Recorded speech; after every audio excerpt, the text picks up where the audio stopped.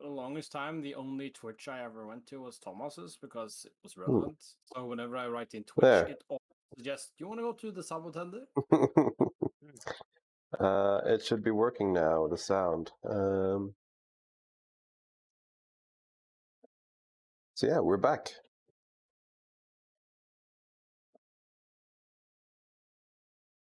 Nice. Welcome back, everyone. So this session is going to be a bit of a different one because we weren't sure if all players could make it, and as it turns out, all players could make it, and then a different one couldn't. So we're still one player down. They're on their way though.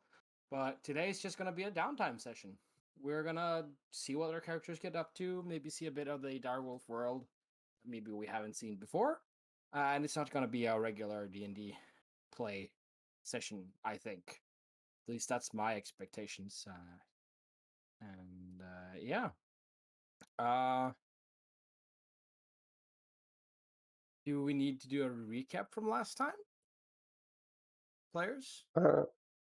We could probably do a quick one because we finished the mission. So, This is true. we were sent to the town of Withypool to investigate some astral anomalies. And thank you for the prime, Lemur.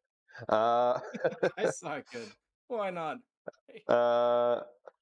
So we were sent to Withypool to investigate some strange astral anomalies. We found out that the whole town was very creepily the kind of, yes, this is the best town in the world, kind of almost drone-like. And decided to sneak into the church eventually, where we found Gith and a mind flayer and a brain type thing, which we killed and quote unquote scared away the mind flayer. He left at least, and that freed up the villagers. They all were unconscious when we came back up. So basically, Direwolf, aka us, have a mind flayer issue that needs tracking down at some point. And that was a very brief version of our mission. Thank you very much, Thomas. I think that was very accurately and succinctly summarized. And you all, last time you came back to the HQ, you wrapped up the mission related stuff, and now all you is left for us to do is wait, because we have no other lead. And we being a direwolf, and the fact that these people will not give up. They haven't known defeat in, well, millennia, forever. That makes them arrogant, and they will be back. But until we know more, all we can do is wait. So I thought I want to take a page out of a different role-playing systems book, and I've tried to prepare some dilemmas for you guys, something to do as a way of framing your downtime activities. Now, this is just meant as a prompt to kind of like get stuff going, but I think to give you an example of what I mean, I want to start with Alex. Now, Alex, are you able to log into Kanka? I know you had some issues earlier. Give me a sec. The rest of you can also log into Kanka and look at your characters, but you don't need to do it now. And honestly, I'd prefer you wait to look at the downtime note I've made for you until it's your turn. Okay, I am able to enter. Let me just skim through what you have written. No, you can read it out loud. Okay. It's meant for public consumption. Okay. Downtime, May to July 2021. Your mother has called you back to New York. It is the yearly summer fashion show, and she would love for nothing else than to attend it with her loving daughter and heir. After all, one day you will end this phase of silly PI business and pursue your true vocation of making fashion. While in New York, something happens. And it says, pick one. So I'll read both up. 1. An old partner contacts you with a strange case. Just the kind that is right up your alley. Tell me more about your old partner and in what way they have been affected by this strange case. Or 2, something happens during the fashion show you attend with your mother. To you, it is clearly supernatural in nature. You spend the next few weeks chasing leads while dodging fashion show invitations from your mother. Tell me about the person you brought down at the end of this and what they did during the and it cuts off. It's supposed to be during the show. Yeah. I don't know. I cuts off. I must have been distracted. Mm-hmm. Yeah. So. All those weeks back, it's supposed to be. Yes. Okay. Now,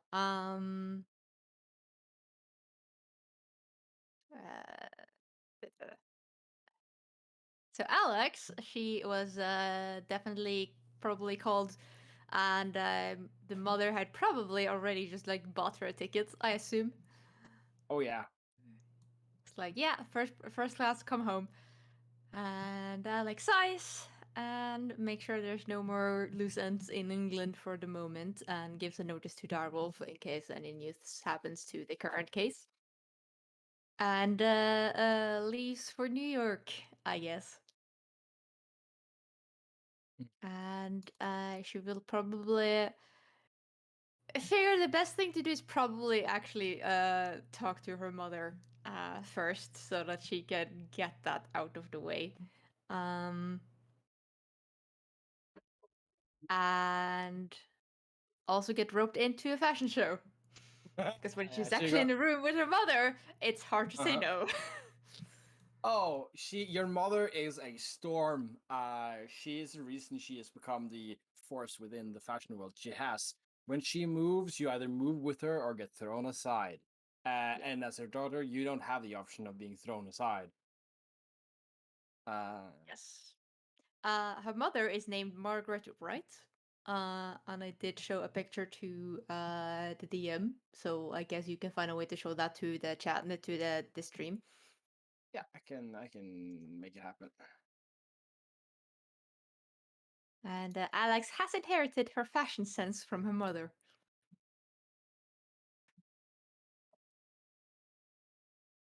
Yeah. Well, you simply must see this summer's collection, darling. It's absolutely stunning. I must say, it's probably some of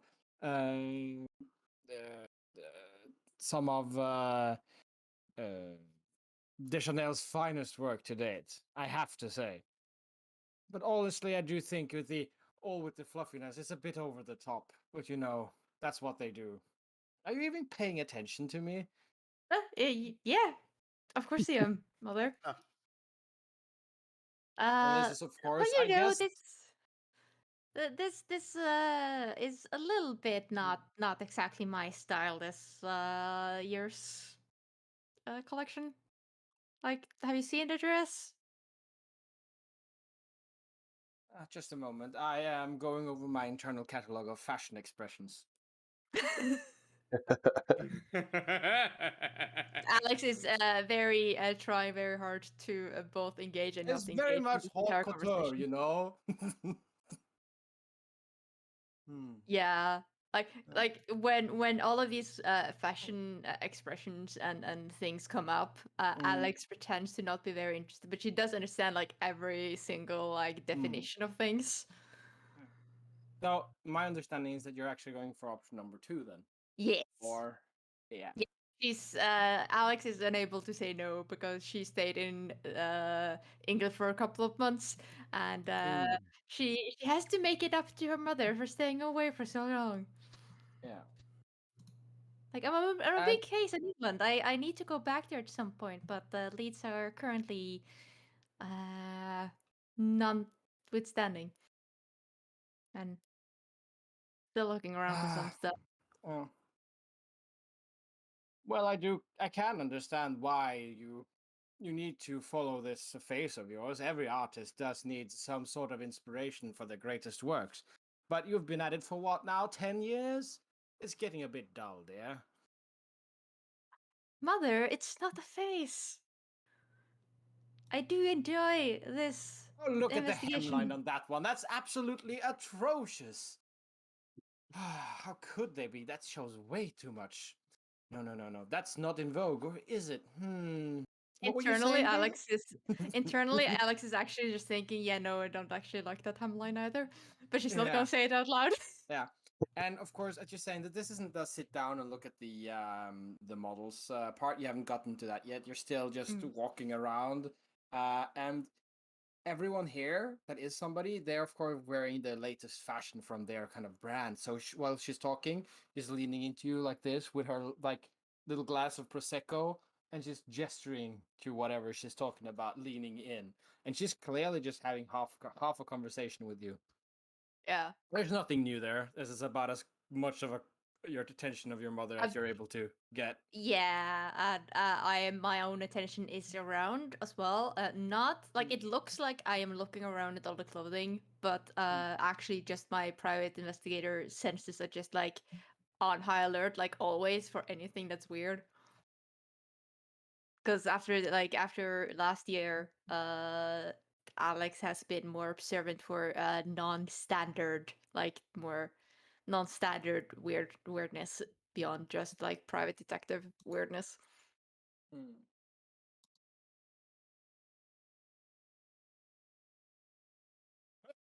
Yeah. I'm throwing the ball into your court though. Something happens Yeah. during the fashion show, and I want to know. Tell me about the person you ended up bringing down at the end of this, and what do they do during the fashion show all those weeks back? Ball's in your court. Okay. Yes. So what she's noticing is that her mother points out one specific brand that's like a known rival. Uh, but she's not being as tearing it down as much as normal. And Alex is looking at it, and something's weird. It's almost like, and she's noticing that it's almost as if someone is charming everyone around them to like their fashion. Ooh, like if something supernatural is going on.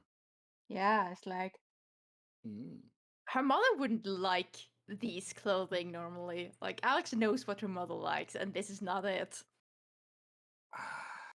There's something off. There's something off. So she will actually, I assume this takes place over several days. So I think maybe you spot this person during a show, and this is where like the interaction. But it's a full room of high-end fashionistas with gorgeous dresses and tight cut suits and everything, and then you notice this person. Is this person a human?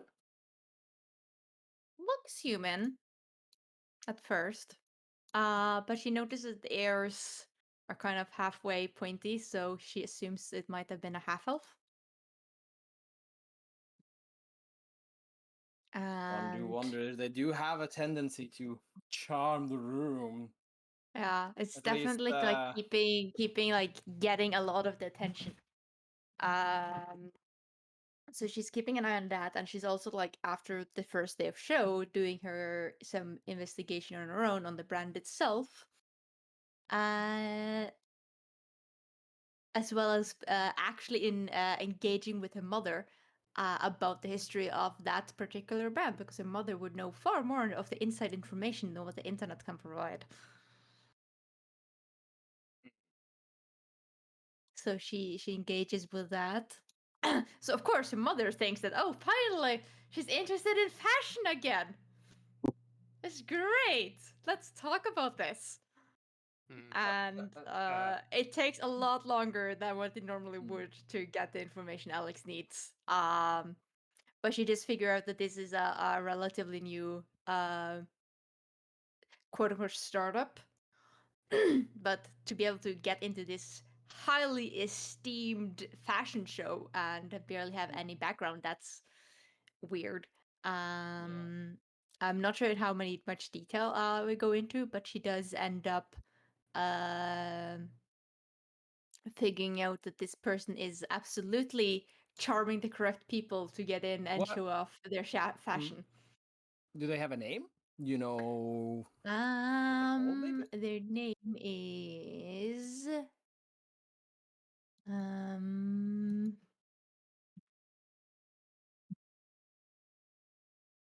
let's see. fantasynamegenerator.com, elf Oh, names. fantasy names. I was thinking of like fashion names. Like Yeah. the person is completely New York dialect, but they're Yeah. called Sergey. Of course, yeah. Yeah. I'm Sergey. Cindy or something, Cindy. you know. Yeah. Super like white female American name. Like it's Cindy, but it's written not with a Y, but with an IE. It's so white you need sunglasses to look at her. Yeah. Yeah. Like totally. So and she doesn't look like Cindy. Like well, she's like bleached her hair blonde and like trying really hard to make it in and stuff and kind of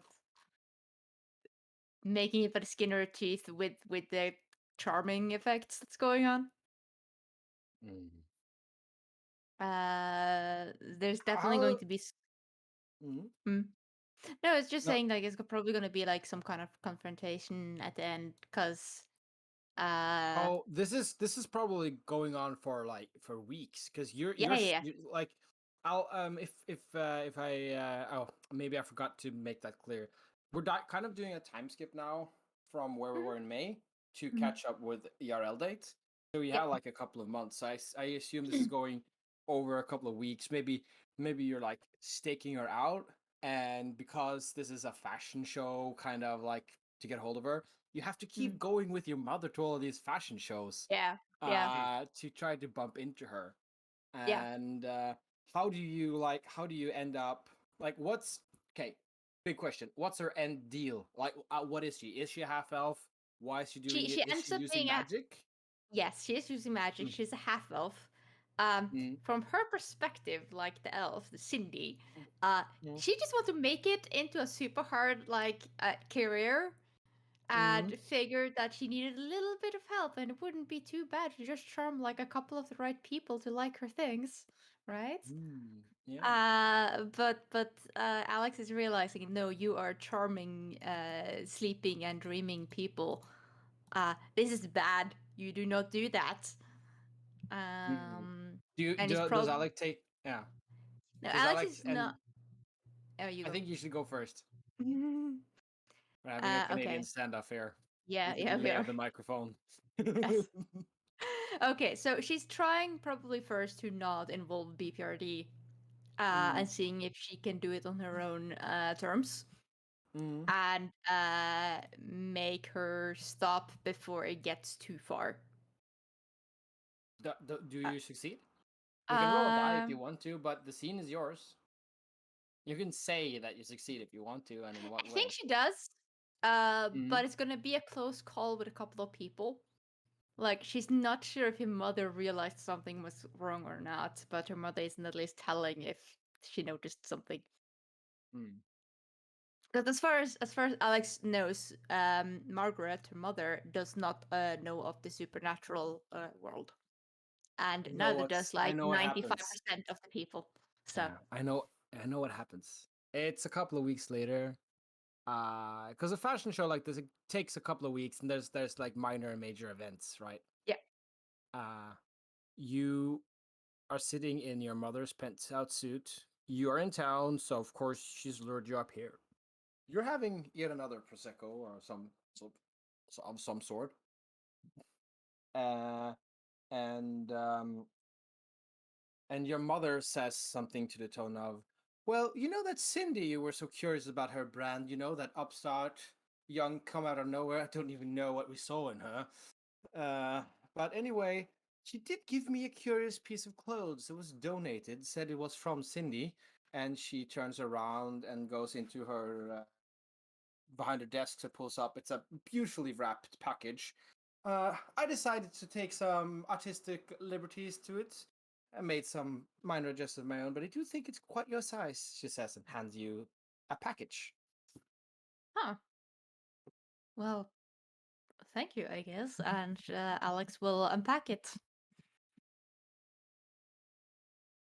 It is a beautiful. You know what? Can't you explain what it is? I think you Yeah. know what it might be. Yeah.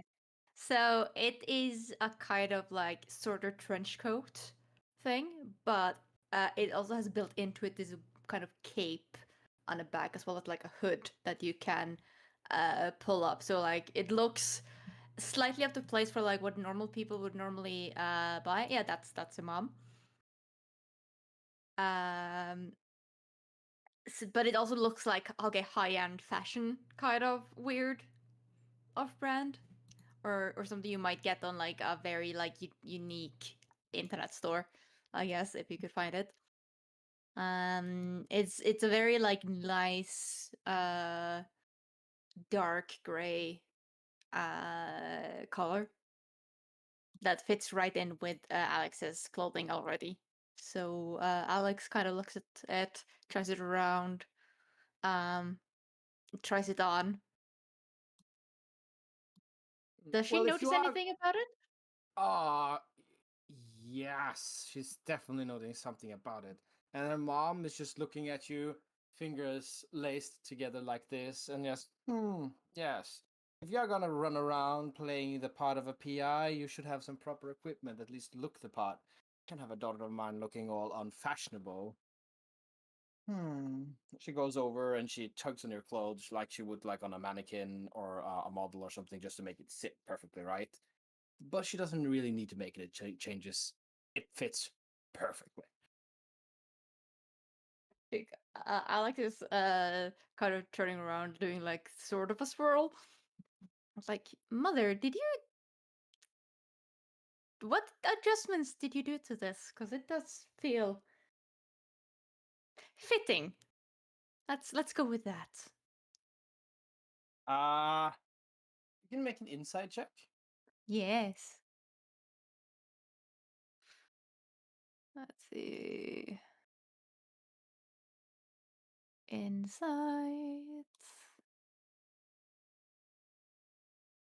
Okay, I have a plus 10. 20.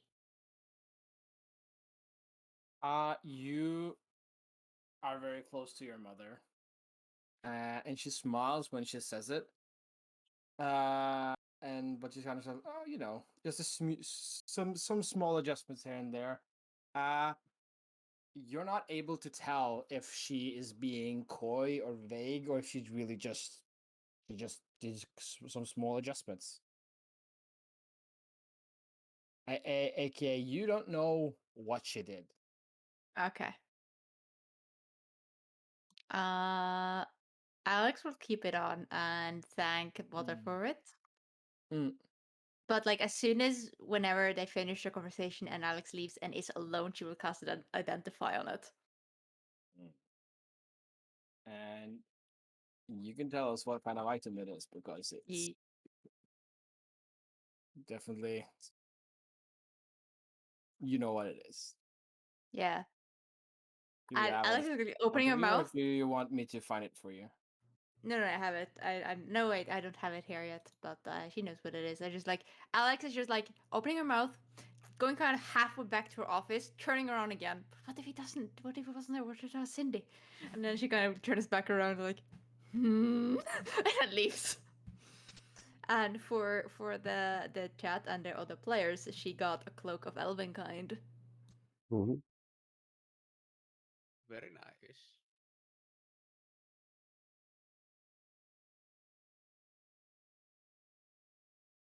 And one of the other things she does in New York is go to a tobacco store and get some good quality cigars.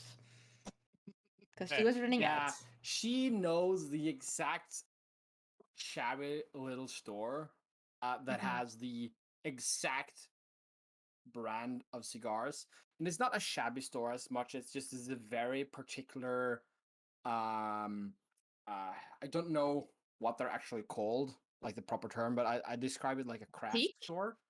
Like a no, like as a craft store. It's a store that specializes in cigars and tobacco, but it's not necessarily a high-end store. but it's the place where they really know their cigars, and they're able to order in the best cigars if you know what you're looking for. It's that kind of stuff. Stop. Or a store, I mean. Yeah. Yep. And yeah, we can come back to you. What else you spend your time with? But like this is Alex's weeks. A lot of her weeks spent in New York, chasing down this Cindy, the half elf, who tried to make it in the world of fashion, but she tried to use some tools she weren't allowed to use, and so Detective Alex Wright was on the case. And cool. Who do you want to do next? I'm kind of feeling maybe Andre, actually. I can go. Yeah. So, Andre, would you please read me the downtime from your Kanka? So, just going to add a little bit at the start. As usual, Andre spends most of his time in Direwolf HQ tinkering on his armor, but he is plagued with dark thoughts, vision, voices, and headaches. And he agrees to go under the knife and allow some trusted people in Direwolf to do some experiments on his condition. And while something happens. It's pick one again as well. I have one, so I can choose to make contact with a consciousness within myself. I can, during a seizure, as they poke around in my mind, I can experience a violent ejection into an astral journey. Or I can take on a project that does not benefit me, but it is of help to someone else in Direwolf.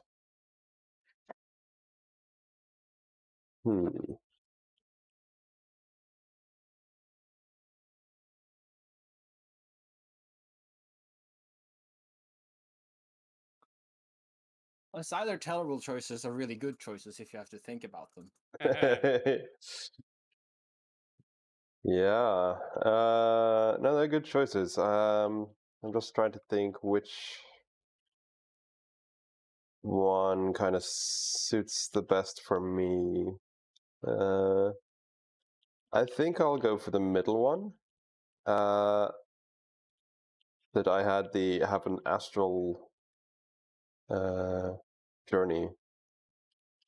So during a seizure, as these direwolf doctors are poking around, prodding my brain and body, I experience a violent ejection into an astral journey, but one where I experience a multitude of paths that can be trodden. Tell us of a fantastical experience you had while you were out for 7 weeks traveling the astral sea. This is the only clear memory I have. So, as I've described Andre's powers before, it's kind of like temporal displacement. So I think that his vision, whether it's true or just a hallucination or what, he has no way of knowing. But what he experiences is basically traveling through the astral and seeing kind of parallel dimensions and alternate timelines kind of thing. And seeing like time kind of as well as space kind of all in this strange four-dimensional, hard to explain thing. And I think he kind of sees in this astral travel, somehow he manages to not really make contact with other timelines of himself, but more like some of those are also traveling the astral because their timelines are similar enough that they were also experimented on. And then he kind of becomes aware, like all his consciousnesses from different timelines becomes aware of himself, which will eventually give him more understanding of his own power because he can tap into these alternate timelines. But at the moment, it's just like really weird being like meeting yourself from a different timeline and just like, what the hell is going on? As he's traveling through this astral space. And it takes him, because he's down for a few weeks, it says, and it takes him a long time to realize that this is what he's seeing. So at the start, he's just like colors and drifting and has no idea of identifying any of it. Do you have like a distinct like core experience through at the end of this? Do you arrive at a distinct place? Do you have a conversation with a distinct being? Do you learn something, discover something concrete while on this journey? I think he, like throughout the journey, he kind of sees other astral beings as well and astral travelers, and that's kind of you what. definitely do. Like the astral plane isn't empty. Yeah. There are Yeah, creatures exactly. and beings there. And that's kind of why he understands that this isn't just like a dream, because he has heard of astral travel and read a bit about it from Agent Scorp, and also when he first had his accident kind of thing, he did a bit of research. So he knows the concept of it, he's just never done it before. So the fact that he's seeing these other astral travelers and beings, it's kind of like, okay, I kind of know what's going on now, right? He realizes that this is the astral sea and not just a dream. But then I think the major thing is probably when he kind of manages to control, so he stops drifting and just finds a little spot to stop drifting and just stay put and meditate a bit and like try and focus. And that's when I would assume that another version of him also arrives and stops. Exact same thing. Yeah, and does the exact same thing. And that's when he kind of like has a little. Is this the first time he's able to converse or interact with an alternate version of himself? I think so, yeah. Because when he's like done his split thing before, that's like that is literally like a split of himself. So it's like, okay, I'm gonna go to that door and I'm gonna go to that door, and he kind of he doesn't really, he thinks of it kind of like a reflection. But now it's the other way around. It's two reflections coming to each other instead of splitting. And it's the first time where he's actually, okay, we can actually talk to each other now and have different opinions instead of just being a reflection. Yeah. So this other Andre is mostly identical, but there are a few differences in opinions and kind of stuff. So it's the first time he gets to like reflect and talk to one of his, dare I say, variants. His various variants. Yes. I was gonna comment on this being very low-key. Yeah. Well, I mean, in a bear way, in mind though that we like started making the whole Andre way before the series started. Yeah, I know. But it just fits so well with it now.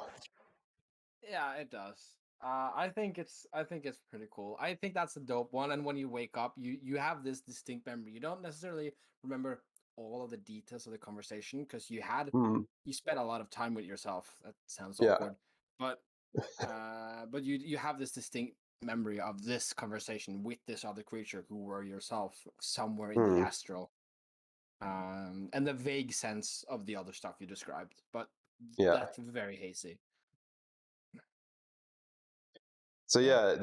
what he ends up with after he wakes up is basically, okay, he can kind of bridge between the timelines to make his echoes a bit stronger. Because now that he's leveled up, he can actually send his echo quite far away. Because he has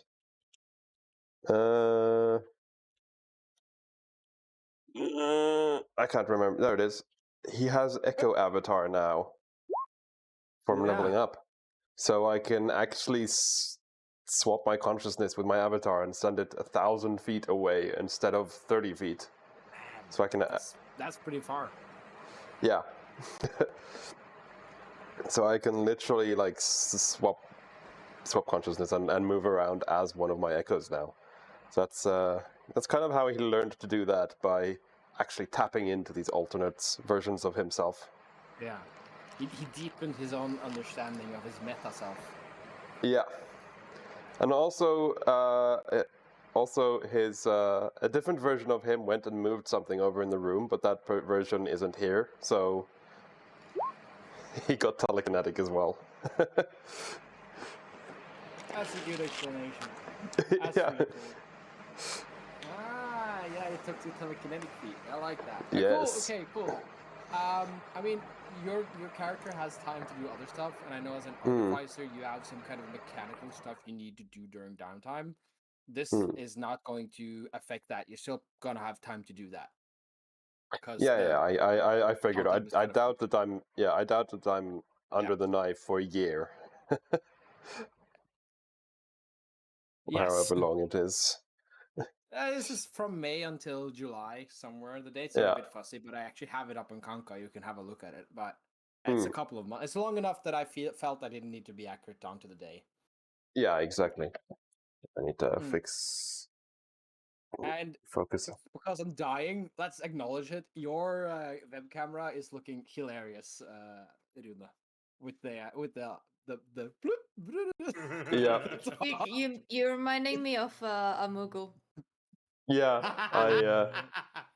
I posted in Discord a picture of a Moogle because that is what you look like. Just too great. Mm-hmm. And yeah, well, I think are we guys due for a break? I don't know. I'm trying to stretch it out a little bit so we have so that our last player can arrive without too long of a break. Yeah, I think we can probably do Nozomi's backstory or downtime first, because we've only been streaming for 48 minutes. So yeah, the thing is, he's ready in 10 minutes. So we could do a break now if you want instead. Yeah, let's just take a 5 minute or something, and then and then Mats can join us for the next part, because I haven't planned much more than these dilemmas, and then that's kind of my content, and then it's up to you guys to fill in stuff more beyond that. Yeah. Yeah. So let's be back in 10 minutes. So that'll be 45. Yeah, we'll try that. Let's see. Okay, cool.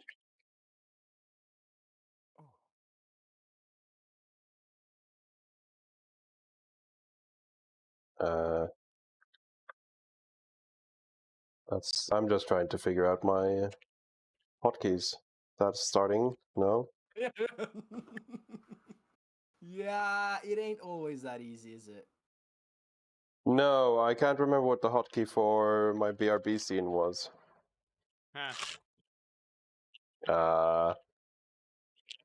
It's not end, because that... maybe it's the pause button. Oh, great. You know what? And it actually really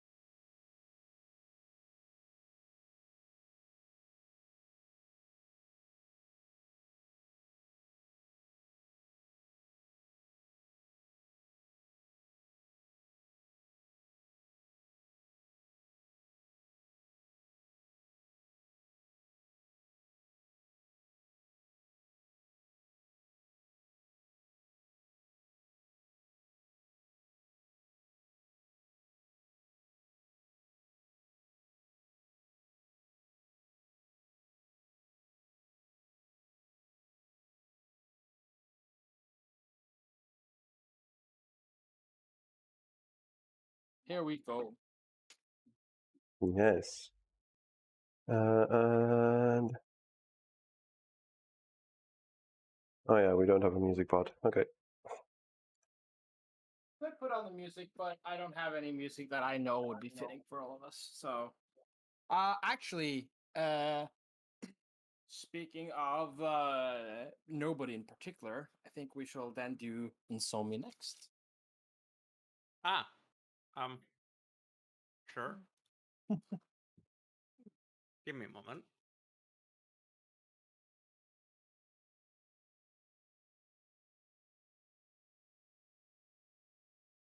Let's see here. So please go to your character and read us what it says. Another mission complete. And on that left and one that left your superiors satisfied. Only slightly spelling mistakes. No Oh, there. loss of agent life, and the sleep is a more or less managed. For the immediate future, you are left to your own devices. For you, that means the pursuit of power, grow, to learn, to eat. During the next months, you were granted leave to travel to Congo, where you visited the trail of a powerful artifact that originated with the Bakongo culture some centuries beforehand. Together with your handler from DIREWOLF, you penetrate deep into the dungeon. Into the jungle, not a dungeon. Something happens on the expedition. Pick one. While exploring an ancient site, you take something takes control of your body. Roll a charisma saving throw of DC 21. On a fail, you let something terrible happen to the rest of the expedition. What happened? On a success, you resist the influence and intervene. What happened and what did you gain from this that lets you return stronger? Or you learn a crucial piece of information about your past and your powers. With this knowledge, you could be unmade. However, you are not alone when learning this. Tell me about the direwolf agent that was with you at the time and what they bargained with to earn your trust. Interesting. Where are you reading this?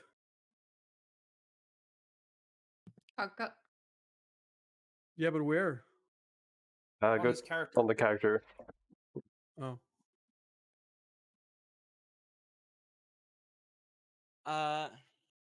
You know what?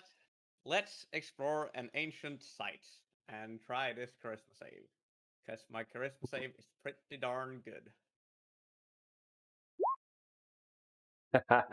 Well, shit. Yeah. Oops. Oh my god. See, if we had inspiration for anything during this campaign, this is where I would have used it before rolling, but you know. Inspirations are lost on session end. Let's just make up that rule for a feature we never use. I have inspiration for something. You have? Yeah. Well, fuck me. What do you have in inspiration? You gave me an inspiration last session, I think. It was for all my role-playing into the him splitting and stuff. Oh, well, look at that, guys. So, while you have a think, Runa, I'm just going to take the brief tangent into inspiration. If you guys think anyone else should have inspiration, can't you guys just remind me that, oh, I think that's probably inspiration worthy? Because, you guys, we don't play with inspiration because it's an extra load on top of everything, and it's easy to forget. Yeah.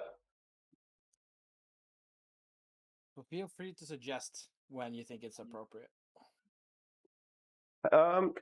Not to bog down too much with rules and stuff, but how about we just say that a bit similar to Pathfinder, every session you start with inspiration. It's a one-use thing. You can re-roll one time per session. I think yes. I don't want to allow inspiration on these downtime rolls, though.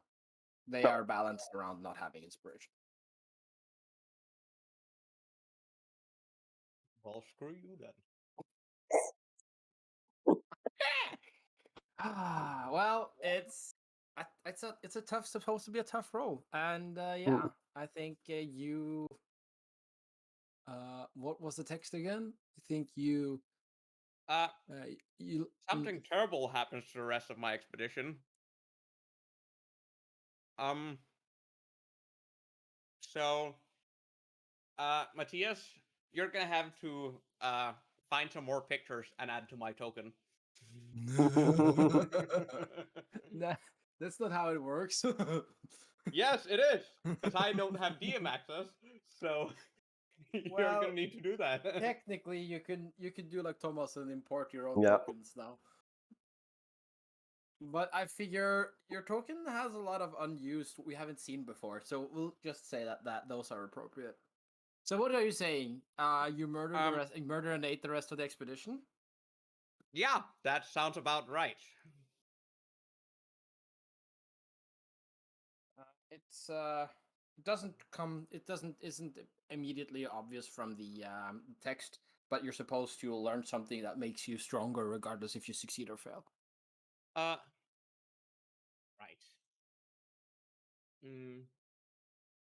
See, I think that what is causing this is so this is this is obviously my pact deity, whatever they or that are, assuming direct control. Problem is, when they assume direct control, a tiny bit of them are left behind, and that would explain my increase in power.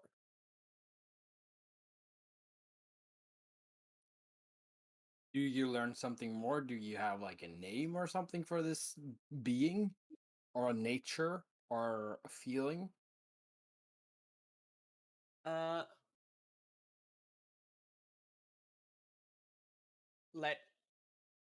Give me a moment.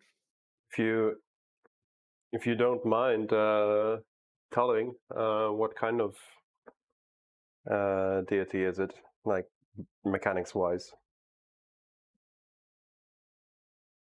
I have a name for the deity that I have based some of this off. I just need to find it again. Mechanics wise, he is a patron. He's an undying, I think. Warlock of the Undying. Yeah, right. So I imagine this is like a blockbuster summer horror movie. That's some shit that goes down in this expedition. Maybe there's even one lone survivor that survives. Your character kind of, like, your abilities are very different, but your character kind of reminds me of what's she called in the Suicide Squad movie, the enchantress witch woman.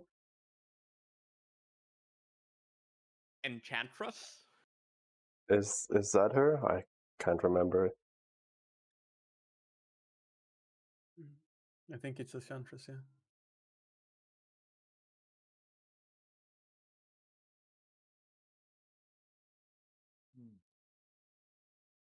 But yeah, we've all seen, just to recap for everyone, so that's just some entertainment value in the stream as well.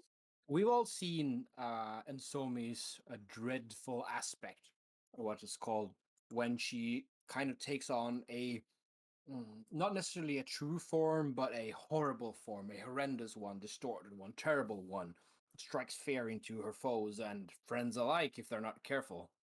And I think during this horrible episode, that's kind of the form she takes as she goes on some sort of murder rampage. Oh, most definitely. Mm. I can't actually find the name of the thing. It is in some African mythologies. It's like fetishism and like the sort of Cape area, isn't that where the that sort of African fetishism kind of deity? And in some of them there are a specific type of psychopomp that are the returned dead that comes to like they come and eat the corpses. That is how they get them. And they have a leader and they have a specific name. That is my patron. I can't find where I found that shit. Well, I mean, the Yes. name isn't gonna mean anything to us anyways, Hmm. but what you Yeah. described there is does, so. Yeah, I like that a lot. Yeah. So, is this something that your character knew beforehand, Uh, or only suspected, maybe? I probably suspected it, but didn't know it.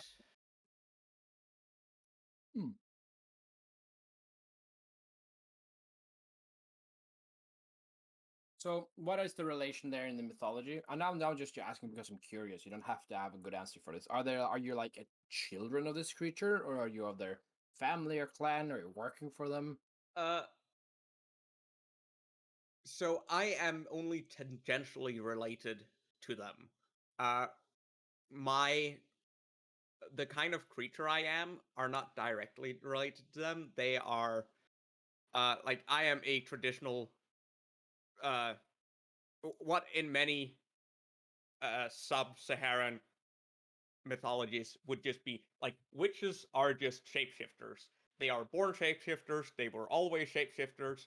That is what many words for witch in sub-Saharan Africa mean. That just means shapeshifter. And that is the kind of thing I am.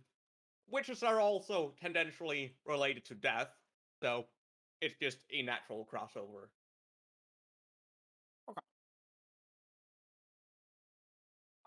We don't need to go into gruesome detail, but I'm pretty happy with the image that this could be rendered into a summer blockbuster horror movie. Oh, this could be a very, very, very gory B movie. Yeah. Okay. Sorry for the chips eating. I forgot I'm on stream with the microphone. It's just bad. That's just rude. Apologies. Okay. Anything more to add to that before we move on to Iris? I also assume that this is where I find my Rod of the Pack Keeper. Oh, most definitely. Yeah. On this ancient site, you find embedded in the stone. That's I don't know. What does your Rod of the Pack Keeper look like? Do you have an idea? that's probably what triggered the takeover. I mean, it is most definitely what triggered the takeover. Yeah. I think this is an ancient bone, but it is very clearly not human. And perhaps, sorry. No, I was going to suggest something, but you weren't done. Yeah, please suggest. Is it perhaps, for example, like a rib bone or some sort of spare bone from this deity? That they've gone just ripped out of themselves, sort of thing, because they can do that? Uncertain. But it is if you were to do a molecular test of this, firstly, it would come up as some 14,000-year-old, and secondly, it's made of what looks like an organically grown metallic structure. Hey, so it's not calcium based? No. Dope. I like it. Yeah, that's most definitely where you get it from. And if anyone other than Matthias, because I've revealed to Matthias where some of the inspiration of this comes from, please let me know if you can get where this inspiration comes from. I think it's pretty hard though, but it's a good one. It's pretty hard. So, let me just say I'm a fan. And on that one, I think we'll move on. So Iris, are you able to log into Kanka? I'm just gonna guess it's Brandon Sanderson then, because that's the only thing Matthias is a fan of. I'm not only a fan of Brandon Sanderson. I am a fan of other things too. I also happen to have a fan right here Oh, that was nice. I mean, Are you able to hear this fan, by the way? no. Nope. No. Oh, I'm Nope. keeping it on then. Thomas, Jesus. seeing as it is my inspiration for the character and not Matthias's inspiration for the character, that is not a logical like No. through. I gotta say, I'm reading the. I'm not stuff gonna say you whether it's posted. wrong or not, But- but it's but not stop- logical stop. through. Okay, so before you say anything else, Mats, did you say you started to read? Yes. Okay, I want you to read it out loud. This is public Right, okay. consumption. So Yes. start at the beginning and do it with gusto. All right. Your first proper mission was everything you wanted: action, magic, and the start of your legend. Now that you're back in HQ and your blood is starting to cool, unwelcome memories start to surface. When a diplomatic mission to the Feywild pops up on your docket, you happily decide this is the exact thing you need to take your mind off of things. While in the Feywild, something happens. Pick one. You're in the throes of summer, and among the courts of Oberon, you find a creature that captures your heart suddenly and completely. Tell me of this creature and what lengths you go to win their affections. Roll a charisma check, DC 13, to determine if you win their heart or suffer a broken one yourself. And then the wild ways of the Fae are both strange and familiar to you. During a hunt hosted by the court of Oberon, the season of summer overtakes you. You lean into the hunt, and nothing stops you. Roll an athletics checks to determine how well you recklessly pursue these ends. On a success, tell me It's what piece you brought terrible. down. Yeah, and what insane and risky move you made that made it happen. On a failure, tell me about the person who died as a result of your maneuver. Oh damn. Okay, so yeah, the last one, obviously. What I was gonna say is that I really like that you incorporated the fact that she was in summer. That's that was pretty good good job there. But yeah. So I definitely think she is kind of leaning heavily into her sort of Eladrin impulses the moment she sort of steps into the Fae, and she gets sort of this manic energy about her, as she sort of just wants to do everything now, all at once.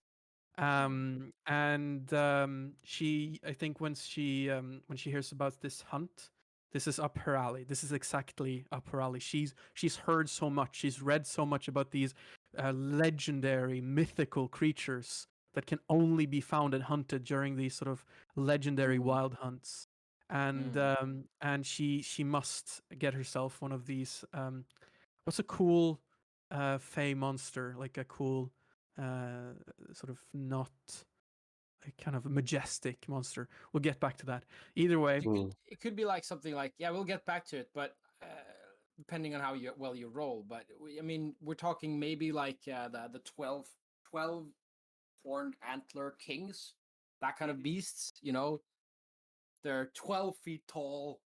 Their horns are made of pure gold and silver, threaded with moonlight. They're amazing beasts, right?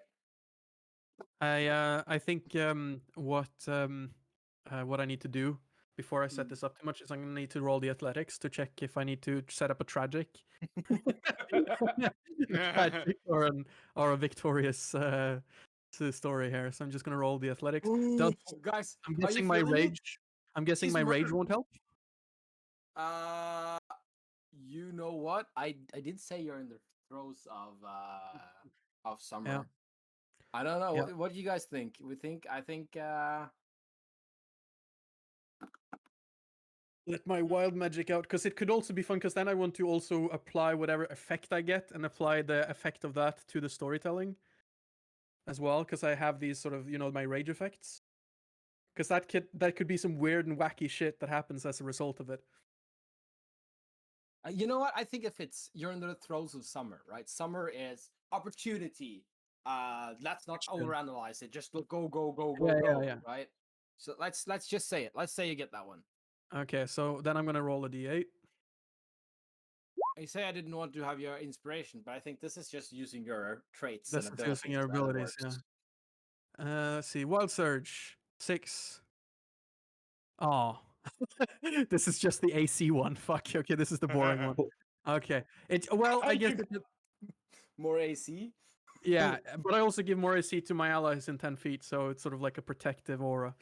Let's just But hope It's got this shimmering kind of like multicolored sort of look to it, though. It looks fabulous. But she's been working a bit on her hammer before when she was bored before traveling in here. She'd been working a bit on the hammer, probably after talking to Andre a bit, and she's probably been telling him all this weird and wacky shit that she wants. With Andre just being like, "No, you can't do that. No, that's not possible. No, that's not physically possible." Stuff like that. So sort of I think, sir, you need to make that roll. to make what roll? The athletics roll. 'Cause Oh, you yes. only rolled a 6. You rolled a D8. No, that That's was a what- D8. Yeah. Yeah, I know, but that's not the roll. This is grand 24. legendary success or a tragedy, and it is, ladies and gentlemen, a grand legendary success. Yeah. So So what? Tell me of this beast you slay, and what incredibly reckless and insane maneuver you pulled off to make it happen. essentially what happened was when we came in, it was supposed to be this sort of like dry-ish kind of diplomatic mission. My father had been doing this kind of diplomatic mission before. He was sort of the go-to for this exact same thing for a while. But since he sort of retired from Direwolf, there's been sort of no one taking that particular position.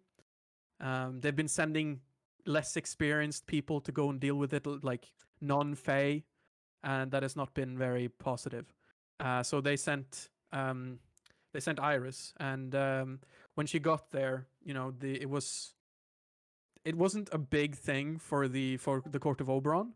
The Wild Hunt is populated with a myriad of strange characters from all across the multiverse. So like some strange woman from the normal boring dimension is not exactly going to be causing a lot of ripples, but she immediately pulled attention by being knowledgeable, very knowledgeable about the creatures and the sort of courtly aspects of Fey court, and kind of doing the same sort of wild, over exaggerated things that the Fey would expect.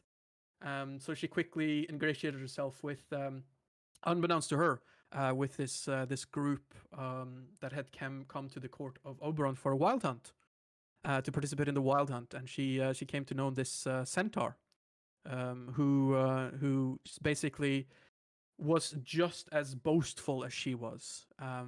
And this centaur had apparently ran the night skies of multiple dimensions, hunting all sorts of spirits that roamed the multiverse. And of course, she was a bit of a braggart herself, and they mentioned the fact that they had fought, we had fought fucking mind flayers and the like. I think if you're talking about mind flayers, and yeah, I'm the DM now.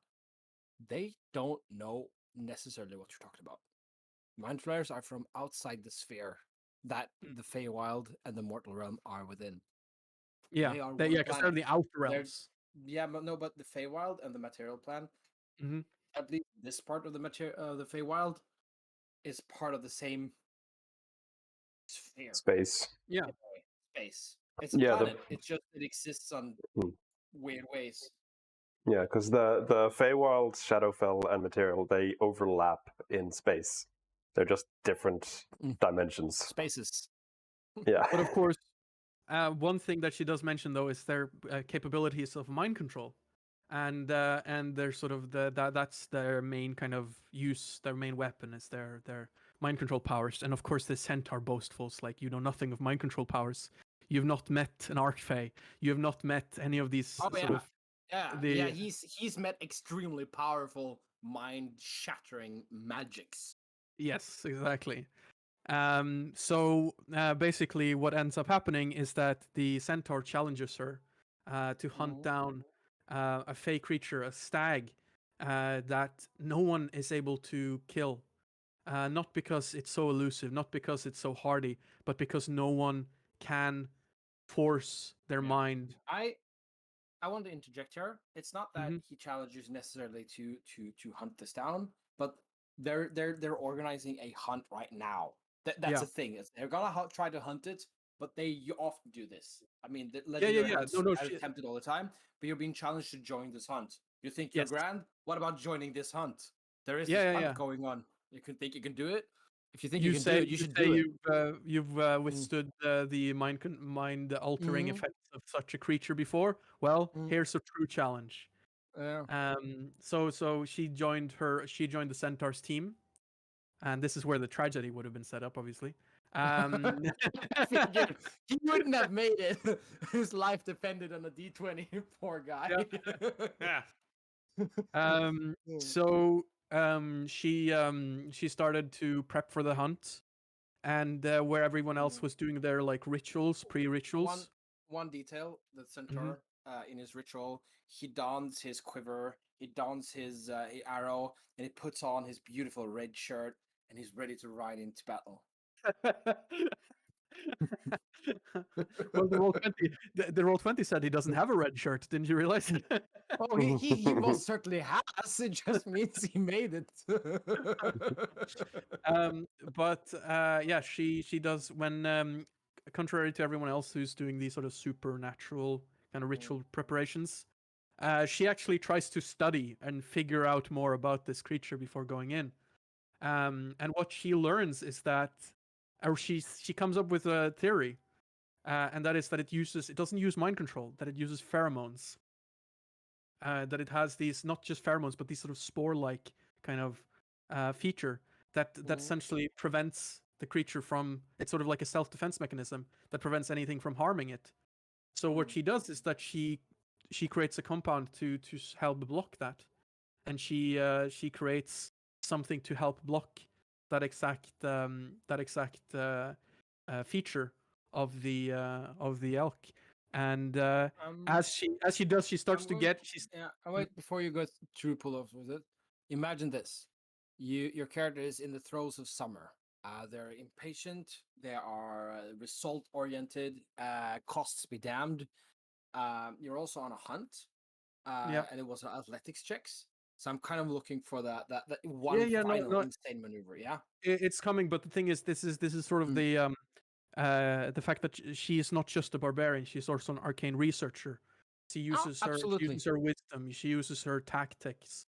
But here's the thing, right? So as she starts Oh, she's kind of tearing applying. through the library as she's doing this, throwing Yeah. books everywhere.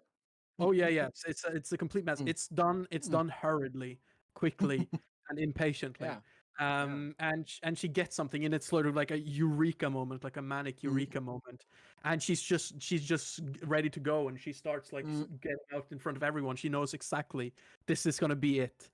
And she rushes out even before like the official sort of hunt has begun. Controversially, but the centaur immediately rides out to keep pace. But she is just incredibly excitedly quickly just on the hunt. And Where are you hunting? Just to set the scenes. Is this a dense forest? Is this the Feywild jungle, or is it yeah, like this is like vast plains? this is a Feywild jungle with like a lot of terrain like differences, like a lot of ravines, a lot of like mountainous terrain, and she's just sort of like climbing, jumping, Vines between massive trees, that kind of yeah, thing. yeah, exactly. Oh, yes. Just And the in sky, when euphoric glimpsed joy. so blue, it burns your eyes because we're in the Yeah, Feywild.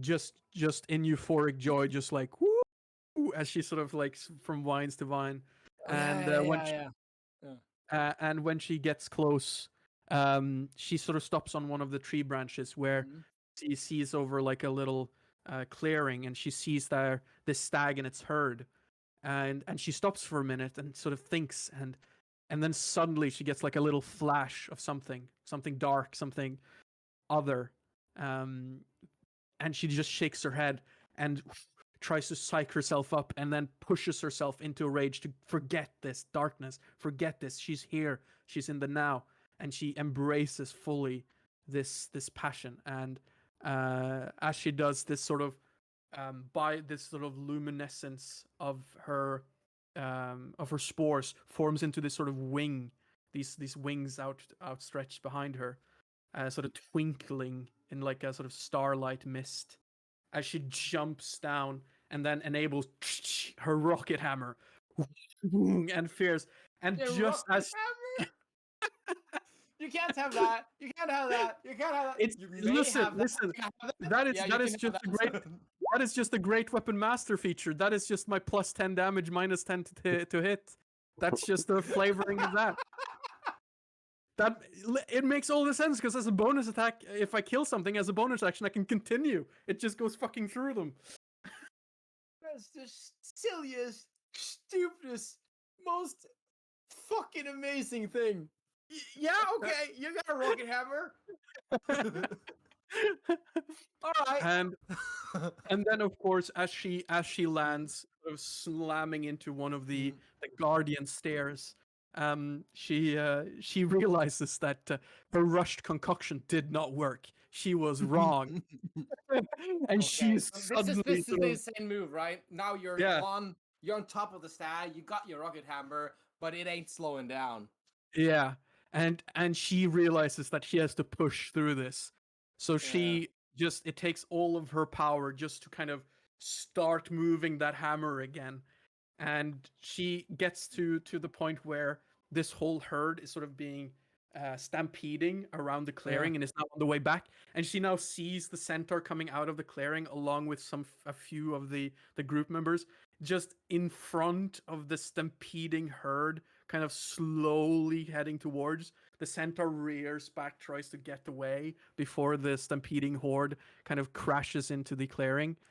And just in that moment, she embraces another form, another something else. She needs to break out. So she goes back to space. She goes back to one of her darkest moments, the one moment where she took control and altered her life for her own. The shame is unbearable, but it's also where she finds her strength. And in that moment, she clicks a button, the button that's called for Andre. And then it's just it pushes in like a nitro charge into the back of her hammer, and she basically crits with brutal critical. Yeah. Click that button, you said. Yeah. And it just goes straight for it, and she forces the head of the stag down so forcefully into the ground, sort of crushing it, sending her and it sort of just tumbling in a somersault forward with the full momentum. She lands skidding across the dirt, sort of face first in the dirt with like one hand in front, and then gets up, looks up towards the centaur now right in front of her, with like the bow just standing there ready to shoot the stag, but the stag in the herd is just completely stopped into the ground. I can't help myself. Sorry. It's just I imagine you're standing there. And that's not what you described, but I imagine you standing there with your hammer planted in skull, engine still sputtering, going hard, and the center going, that's a bit disrespectful, isn't it? And you're going, yeah, but I just can't find the off button. This is just pounding the skull further into the ground. Just a bit of a crater as she sort of takes it up with one hand, and it's just bloody and like full of like gore, and she's just like, of course, you manage to shatter its skull, but it's in the base of the skull from your insane maneuver. So the skull is still with a little bit of cosmetics, it's still mountable on top of Oberon's Hall of Magnificent, because you are on a diplomatic mission after all. Oh, she just remembered that now. She stands there looking. Yeah. You didn't do this because of the mission. You did this because of you. Exactly. But your partners, you're not here on alone. You're not here as a single person representing Direwolf. You're here as a part of a team. But your senior officer that was part of this, he sees like this. I can work with this. I can work with this. And so the magnificent spore stag, his head is mounted on top of the walls inside the palace of Oberon. Its many pronged fungus-like antlers hanging above the mantelpiece in the Hall of Oberon. So that's canonical. That's there. And you are hailed as a great hunter, and there's a huge feast. And terribly, excruciatingly, horribly, your boss says you can't have that. Because then you'd be stuck in Fey time. Right. Yeah, she's like, just sort of stares at it like, might be worth it though. Might be worth it. Yeah. She just eats her sad little like the things the little like It's a dry yeah like ham and cheese sandwich with a Yeah. sad piece of lettuce in it. oh it's like from Aldi like just like one of those sad like Yeah. Aldi sandwiches. Exactly. And you're being carried around like this hero, and this is what you have to eat. Yeah, and then they're just Oh. and just drinking from this camel pack on my back like Yeah, some- well, you have like stuff that you can eat that's being brought in occasionally. They're like we've established diplomatic relation with the Feywild now, so you're not that like lost. But yeah, it's it was an amazing moment for your character, and you really grew. And while there, you learned a lot about your Fey heritage, how Mhm. to leverage it, and how to tap into it. And you without going into details, but you definitely kind of made some contacts as well in the Feywild.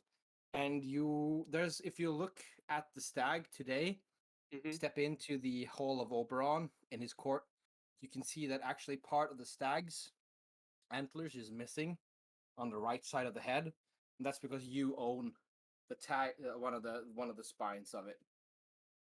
Nice. Because you deserved something. Yeah. Oberon himself said that this is something that you should have. Thanks for this magnificent gift, but this one belongs to you. Very nice. And I think when we get back, when she gets back from Feywild, how long has it been? Like, how long has she been in the Feywild, or how like far in is this in the whole How downtime? long it takes? Because I was haven't thinking, really been. I'm not doing Thomas's level of no, accuracy on the Uh, Feywild time here. because I'm thinking, where in the Yeah. timeline of Andre is this? Like I when think she that's a comes back, question for where Andre. in the timeline of Andre is this? I think this is a question for Andre and you to figure out. Yeah. So Andre, you're gone for a couple of weeks at some point. Yeah. I think maybe you astral journeyed after. No, wait, how is it? In the Feywild, time runs faster, but only if you eat food, right? Yeah. If you eat, you can spend a day in the Feywild, and it's gone a long time on Earth. If you eat. Yeah. Feywild is slower than Earth because it can pass shorter time there than Earth. Yeah, and DIREWOLF's policy is don't do that because it messes with everything. Yeah. I think Direwolf's policy would basically be like there is no such thing as an extended stay in the Feywild, because then you at some point have to eat. You can bring a packed lunch, but you can't like bring too much food because eventually that will become Fey food. Exactly. Just from being there so long. So I think it's like the average trip is less than a day into the Feywild. And I feel usually like this is more than a day, but I also feel that this was an extended diplomatic mission, so you had supplies being brought in. Yeah, exactly. Like in important scenarios, you can be there longer, but usually, like if you just like, hey, I want to visit the Feywild, I've got family there, then it's like, okay, you get a permission, you get a grant or a permit to go there for 24 hours. But on missions, obviously, they can be longer. But like if you just want to go for other reasons, you're not allowed more than 24 hours. But since this is a mission, you're probably there a week, I would think. Yeah. Maybe coming out of the Feywild every now and then just to have a proper meal and then going straight back in. Yeah. The hunt itself probably takes a couple of days, though. So Yeah. let's not get too bogged into details. Yeah. It all works No. out to you're gone for a while for some reason. But You're- the you, also- you point, obviously have a lot more real world downtime that we're not covering. yeah, So- what I wanted to hit on was Yeah. that Please. if she found out that Andre has accepted to go into the experimentation stuff, Yeah. Mhm. I think she would try to stop that. She's concerned about that, so she would have unsuccessfully, obviously. I think for try to dramatic stop it. reasons, you're going to come back from your journey and find an unconscious Andre. Yeah, He's and in a then coma. yeah, exactly, Yeah. because that's what I was thinking. If that has happened already, she's going I to be think like, it's. I think it would be after his seizure, so he's not technically projecting anymore, but he has still not woken up yet. mm, Oh, I thought the seizure was his soul being expunged from, or his will being expunged. That was my thinking when I wrote it. But yeah, that Yeah. could be like a momentary condensed thing. Yeah, that totally works. Whatever. Hmm. because if she sort of returns and then realizes that Andre's been through this ritual, I think she's going to be very angry, and she's going to confront whatever scientist did this to him. And I also think I think he would be worried because Andre doesn't breathe. He is technically a walking corpse, which means him Yeah. being in a coma is basically he's dead. He might wake up again yeah, because he So- doesn't have a heartbeat or anything. So he's literally just dead until he suddenly, oh no, The I'm back. only reason you aren't declared dead while in a coma is because there's some sort of instrument they have in the direwolf that says like, no, we actually are able to measure his no, astral pulse or you something. do Yeah, realize it's- that if strange. somebody has true vision or can see Yeah, through they into can s- the Yeah, they can see They the can cord. see the line. they see Yeah. the cord. Yeah. Yeah. So they see the someone cord coming sees the up cord. half an hour, half a meter from your chest, and then Mm. just disappearing into the astral. So Yeah. they're like, Yeah. no. So that's He needs this body. He's not right here right now, but he definitely is coming back. yeah. BRB out for an astral project. Have you guys ever read the Discworld books? No. Yeah. Yeah. Okay. Those of you who have read it, quickly for those of you who haven't read it, there's a character called Granny Weatheraxe who is a witch. Heard who about her. Yeah, she calls you out on your bullshit immediately. She's amazing. The way the world works is the way she wants it to work, at least for a time. At some point, you have to allow the world to have their way as well. But why not do it when it's more appropriate or when it fits you? And she's no bullshit sort of character, but she's had some bad experiences when she's out mingling her minds with bees and birds and whatnot. So she's taken to sleeping with a sign on her chest that says, "I'm not dead, I'm just out," on her chest. Yeah. Yeah, You need that too. Pretty good. Yep. So, when I'm guessing, sort of, he's not just sort of in his room doing this. This is probably in some sort of sequestered. This is right out of a medical drama series where he's like, he's going into, I don't know, medical arcane cardiac arrest or something, and then they're injecting silver into your veins or something. I don't know. Yeah. So, What now? I don't know. what sort of okay. response does she get though when she sort of confronts whatever scientist okayed this? The scientist that okayed this is Dr. Martin. Obviously, he is the Yeah. head researchers of DIREWOLF.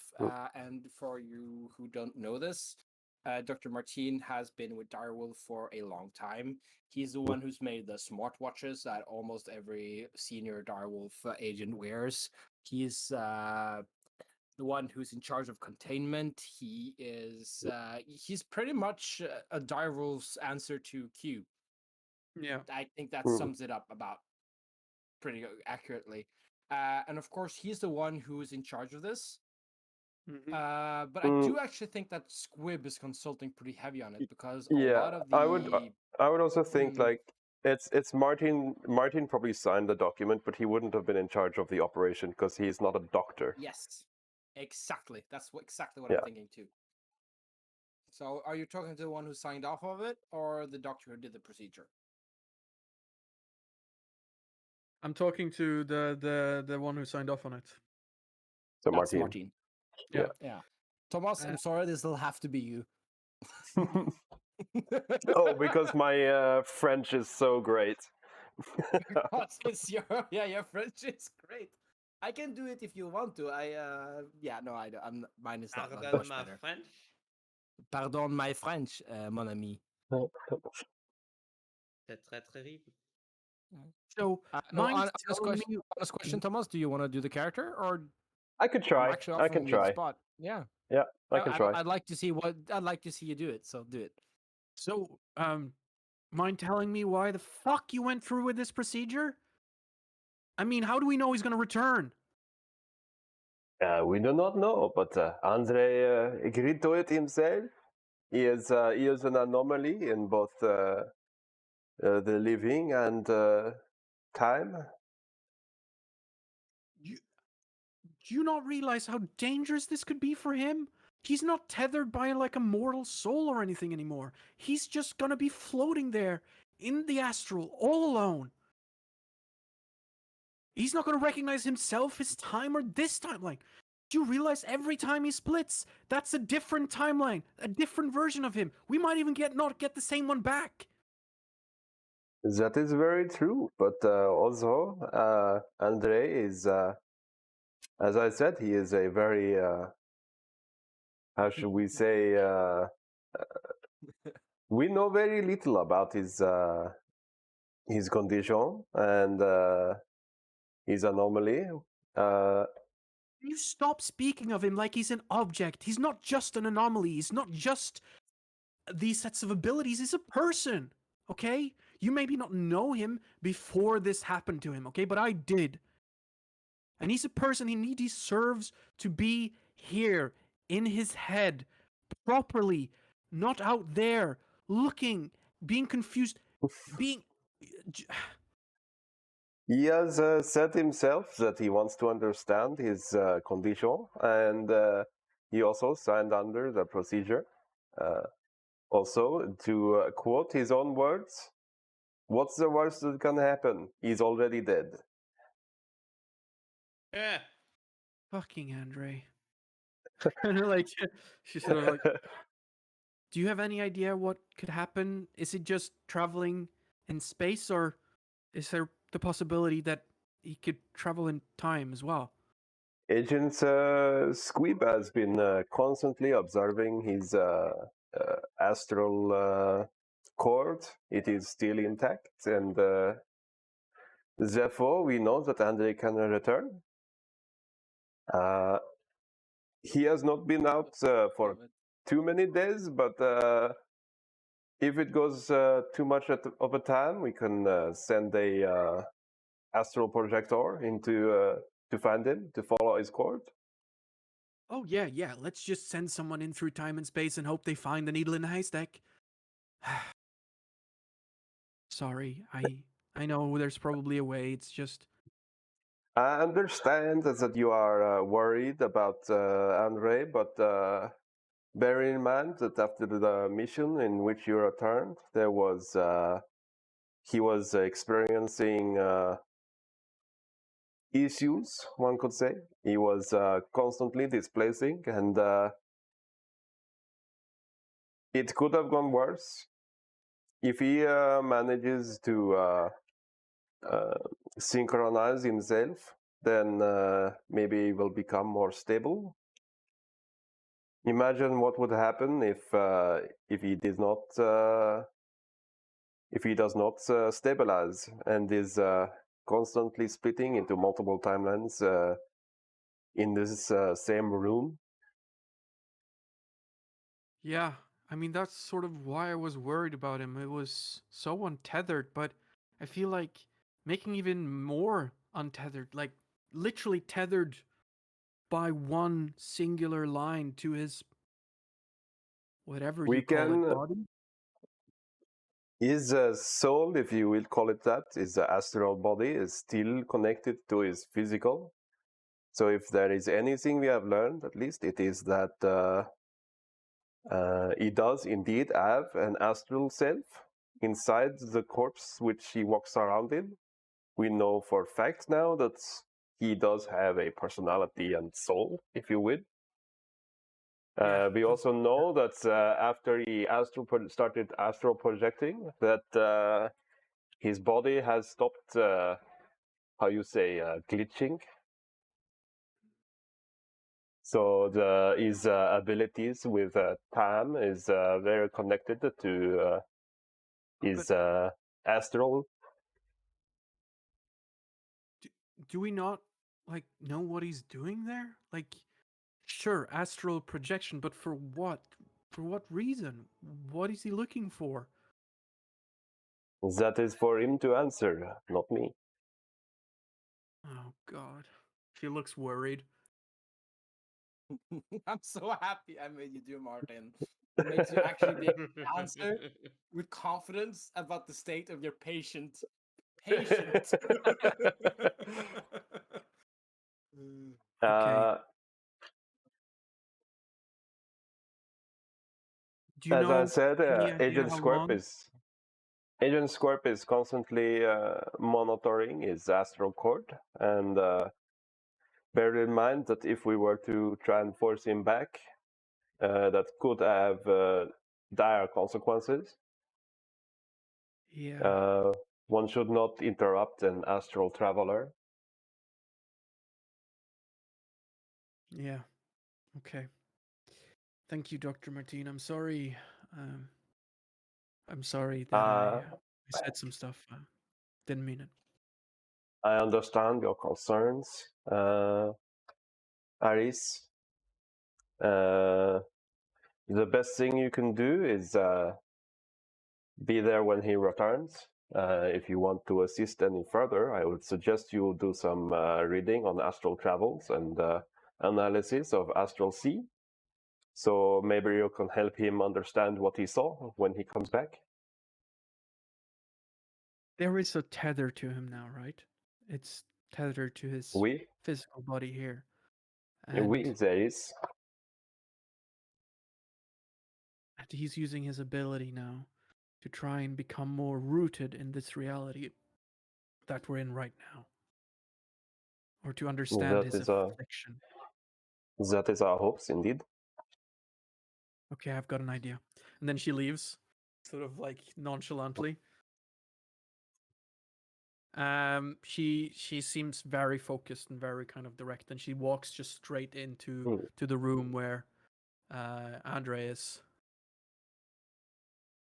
And she sort of paces a bit, like around around his corpse. She sort of speaks a bit to herself and says, "Andre, I don't know if you can hear me right now, but I need you to be okay. All right? I need you to come back and be strong and here and present. And God, I just don't want this to. I don't want this to go bad. And I just want you to." Oh, you know what I started thinking of now? The scene in Doctor Strange when Doctor Strange astral projects to help his friend operate on his own body. Oh. That would have been so funny. So what she does is that she kind of goes over to take your cold dead hand. And it is very cold and very dead.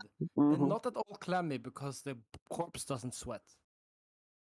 And she's gonna try something. And this is the first time she's able to do it, and since she felt it, since her connection has been bolstered to the Feywild. And she's going to try and impart some of that magic to Andre. And she's going to do bolstering magic. So, in a sense, it's not going to have much effect, but... Oh, it is. Let's say it. It's a cool story moment. Somewhere in the astral, you go like, oh. And also, bolstering magic doesn't specify it needs to be a living creature. It just says you touch one creature. I mean, If you're getting bogged into that, let's not go there because there's a Let's not- different definition of creature, Yeah. and that doesn't have no bearing on the current narrative. Yeah. And Nice. and she the last thing she does is she whispers, "I'm sorry."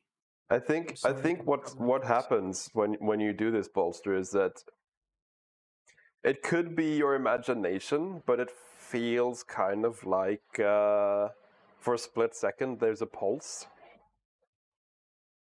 because Hey, because I have that nice. now. I also like the name False Life even more, considering that he is practically dead. Yep, that's pretty cool.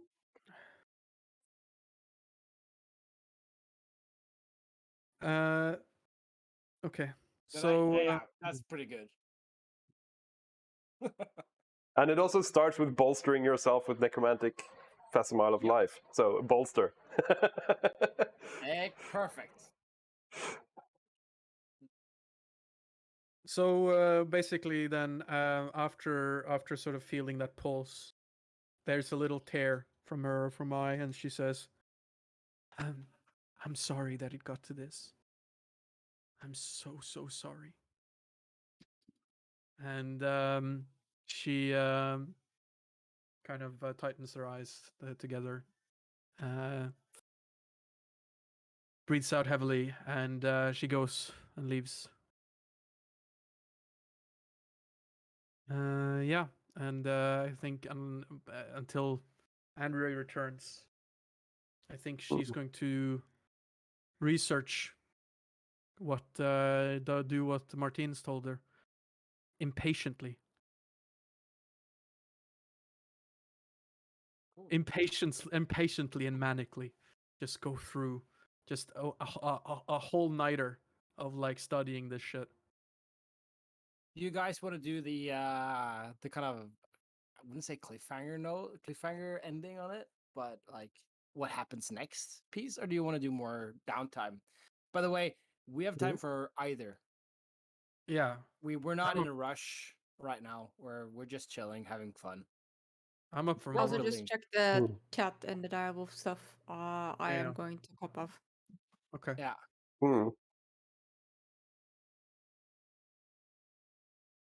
But yeah, I'm fine with some more downtimey stuff. Yeah, I enjoy it too. As a DM for this current game, I enjoy the downtime too. A lot more than I expected. I was like, "What downtime? I haven't planned for any downtime. I was go for the next one." But you know what? This is pretty nice. It's pretty enjoyable. When do we But get yeah. the call that someone has killed an entire squad of direwolf agents somewhere in Africa? Oh, yeah, that's interesting. I don't know. What's that? The thing is, I don't think there's an entire squad of direwolf agents. I think there's an actual expedition of like a mixed expedition. I don't know. What do you think of the composition, Emerald?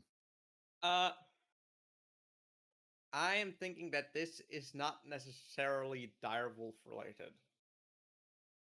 No, it did say it had to be direwolf. It is definitely you a have a mixture. handler. Yeah, I think I'm going to be clear. You have a handler because you are you have a special relationship with direwolf. So I think you're cleared for a trip to Congo, but you have a handler with you, which is a low level direwolf agent, a very low level, because they don't have a massive amount of resources.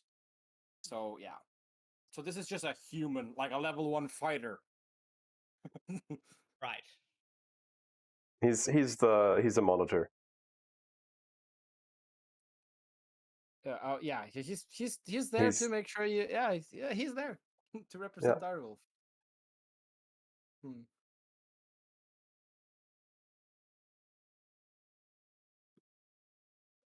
Did you hire any locals though?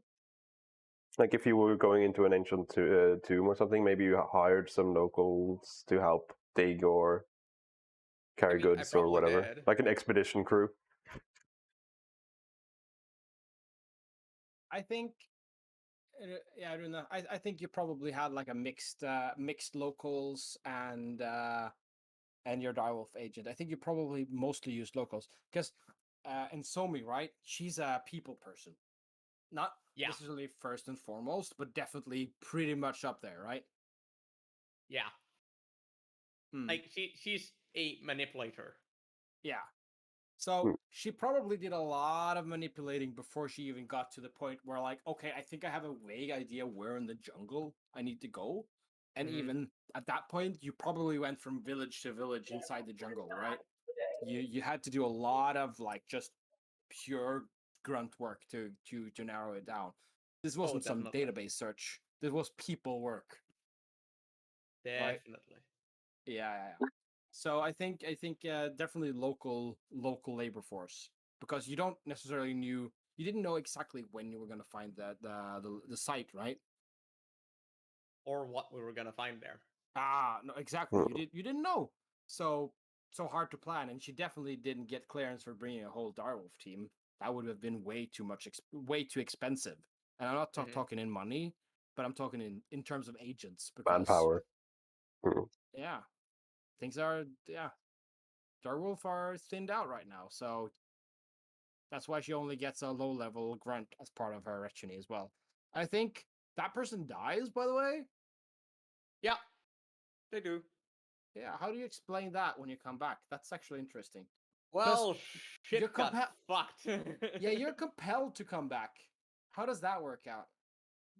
How long do you spend in the ruin of your camp, surrounded by the corpses of your expedition in this ancient site? How long do you spend there before returning or being forced to return by your condition? Geese. That is a very good question. That I am not certain I have a good answer for. Wait, how did you kill a direwolf agent when you have a geese on you? Because I didn't do it. Oh, right. No, yeah. He was possessed, basically.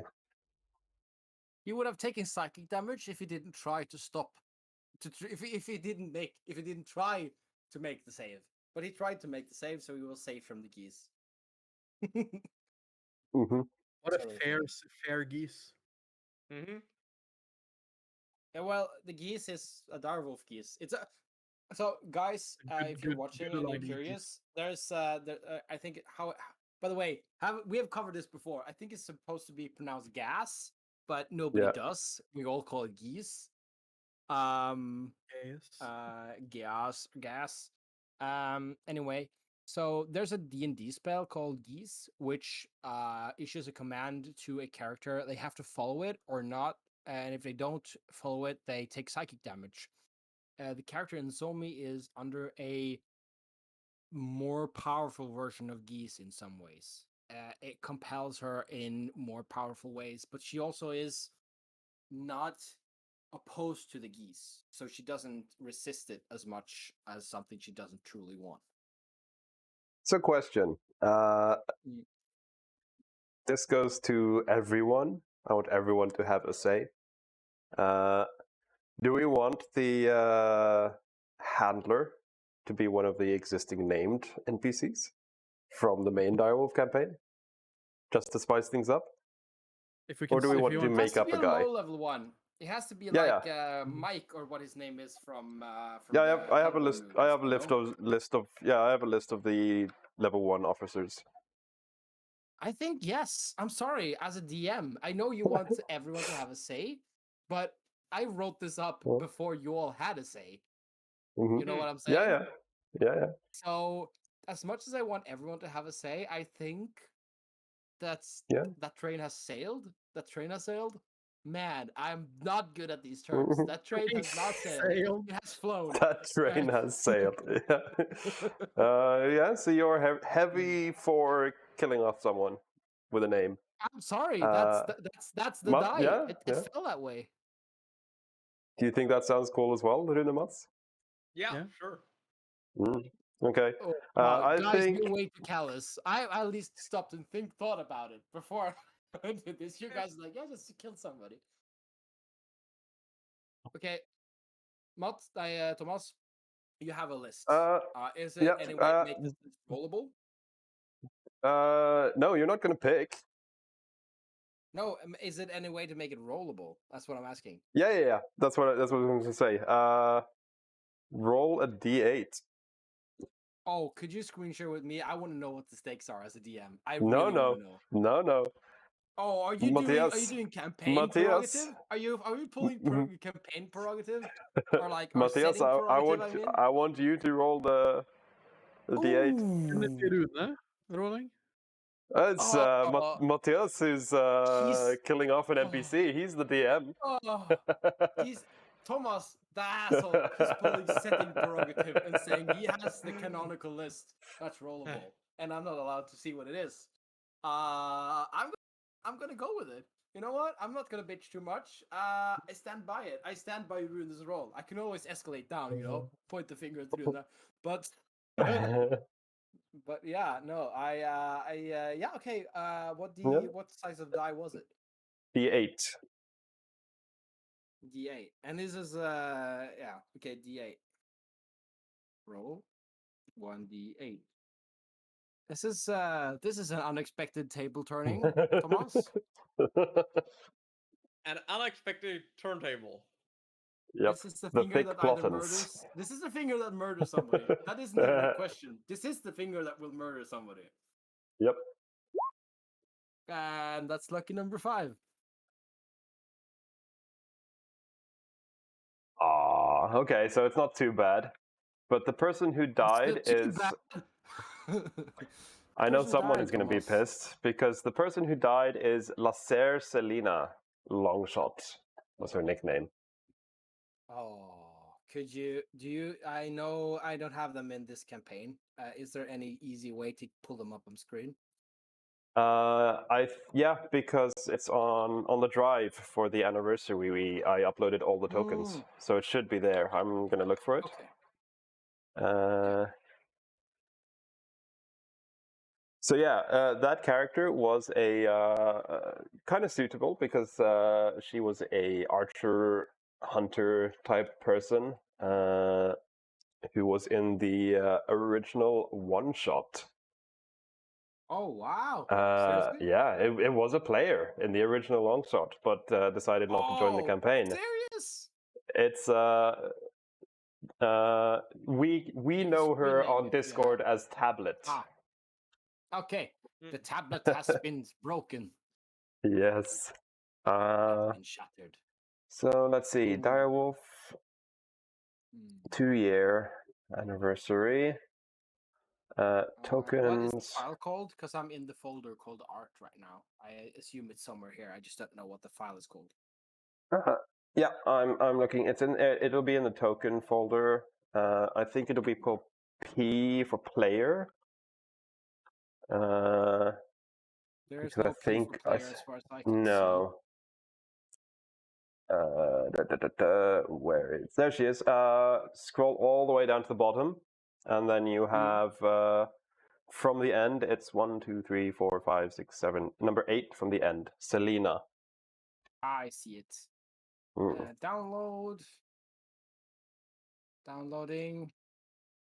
and then I'm going to upload.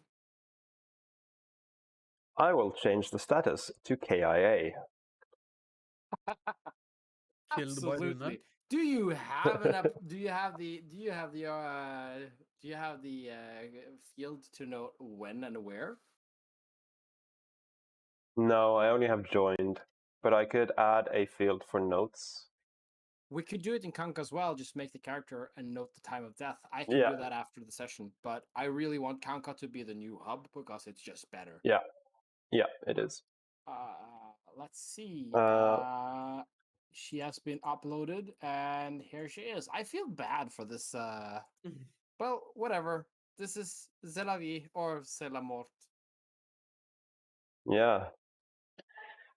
So that's a new token for you, Duna. But it does beg the question if anyone finds out about this. What happened? That's actually a question, and I think I don't think that's a question we can answer right now because No. I this mean, is at far least add in. that token to my token roller, Oh, I could probably do that. seeing as without it's a too canonical much. token. Yeah, Mm. I agree. I need to do this. This must be done. This is a thing that needs doing. But how do I do it though? Oh no. The rollable table for your token isn't in this campaign. It's in the other one. Oh, you gotta be fucking with me. Mm, I am not. Unfortunately, I wish I was. Although my girlfriend probably wouldn't like that. Let's Eh, see. There is Sounds like the a you tools. problem. Whatever. Let's see. Character roles. I'm fairly happy with the current arrangement, I have to say. Bah, humbug. So yes, I want to leave this current page. Yeah, I'll see if I can figure it out. I have no idea if that has anything. Hawk, I don't know if that has, if you're here and can hear us, has anything to do with the current conversation. She's left. Okay. Yeah. Okay. If anyone's watching, we do have a Discord chat that's parallel Mm. sometimes to what we're streaming, and that's because not everything fits to be on the stream. Mm. And I don't know why I'm looking that way because my camera is there. But yeah. I think if I remember to do it, I'll update your token because you're right, that's canonical now. You do have this Lysair character as part of your token. You've definitely eaten them, as well as a bunch of other people. Yeah, you know of this place as well, Una. If your character ever needs to visit this place again, they do know where it is. And this place actually might be a place of power. Whatever that means. Oh. That's just general term, right? Yeah. Oh. There are many places of power. Not every place of power have influence over any aspect. Yeah. The ley lines. Yeah. We saw that with Kentamentiu as well, because that his final scene was at a place of power. Exactly. This is most definitely a place of power as well, you've discovered. And they have their own intricate defenses.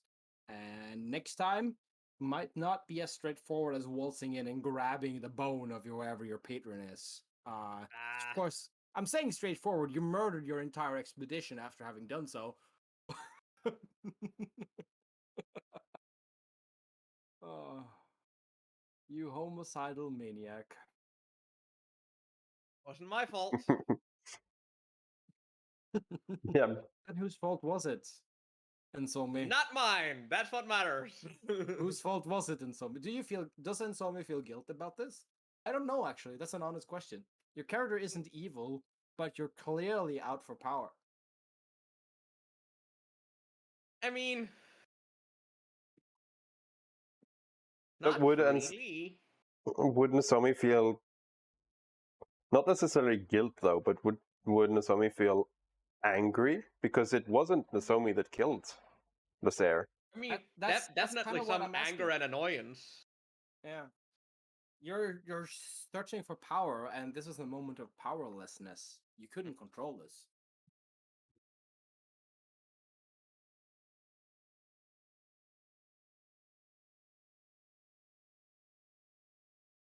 I know I'm not being silent by pointing out I'm being silent, but giving you a moment to think because it's an interesting question.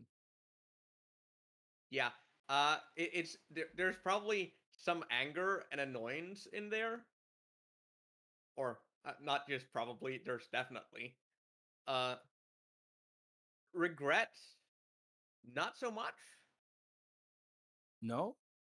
No, this is every once in a while you gotta break some eggs, and that's how it is.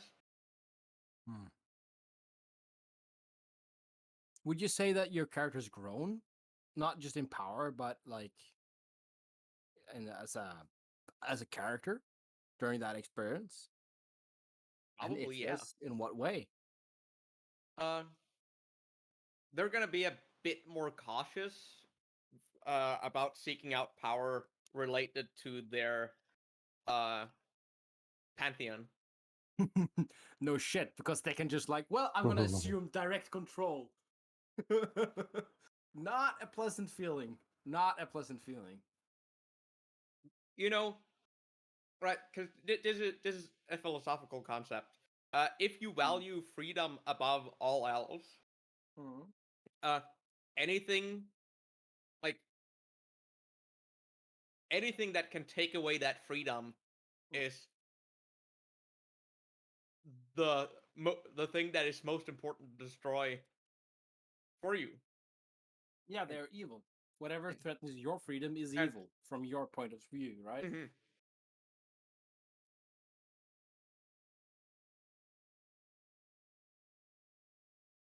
Does that mean that Insomi think that her patron is evil? Probably, yeah. On some level. What does Insomi, and I'm really getting into it, what does Insomi's patron demand of Insomi on a semi day-to-day basis? Like, obviously you get your powers from somewhere, and you're not a cleric per se. There are some rules to it. They might be implicit, as your character knows them, but aren't able to articulate them. But I'm curious if you know about them, or are able or willing to make some up now. I think that me consuming people is part of it. Like, Mm. I don't get all of it. They get some of it. I think probably they get most of it, to be honest. I mean, you're probably not wrong. Yeah, like a person's soul is a powerful thing. Yeah, it's probably like just they. get their physical forms. Yeah, Right? Yeah, that's that's what I was gonna say as well. It's Nozomi probably just gets the face. That's it. But the deity gets the soul and whatever powers or magic, whatever the person knew or had, or stuff like that, also goes directly to the deity. That's we're talking about philosophics here, and this is a big one.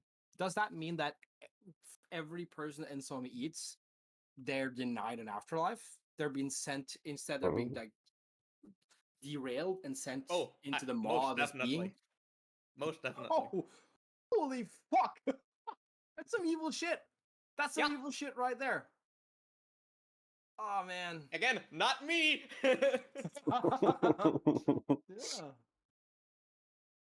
Yeah.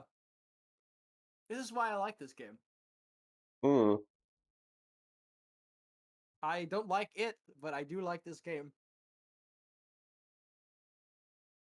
Cool. I think maybe we're ready to wrap it up there, because this was like our kind of a downtime session. It was a loose cannon, let's see what we're doing, not a really rules heavy kind of session, just a narrative things. I still think a lot happened. It was a really enjoyable session, for me at least, for DM, and I hope it was for you as well. Can I ask some questions mechanically about the hammer? Because I had the +1 mole. This is sort of the thing that I upgraded. You can ask questions, and I actually got some. I have questions when I stopped to think about it. In the moment, I didn't question why you had a rocket hammer. It just sounded cool, so I said yes. Yeah, exactly. And that because the whole thing I wanted to get with her was that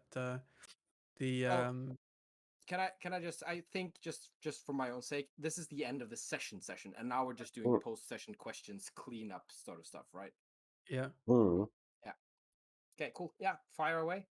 No, so because I was the rocket, the idea of the rocket hammer came because I took the feat. Yeah. And I was like that's great just hammer weapon visual. master power. Yeah, I have both Crusher and Great Weapon Master, and it's just sort of like that. It's just mechanically, visually, it's just perfectly kind of flowing. So just but I was thinking, since normally +1 weapons tend to have some flavor with them as well, like some minor. Because I remember there's these Yeah, no, I don't.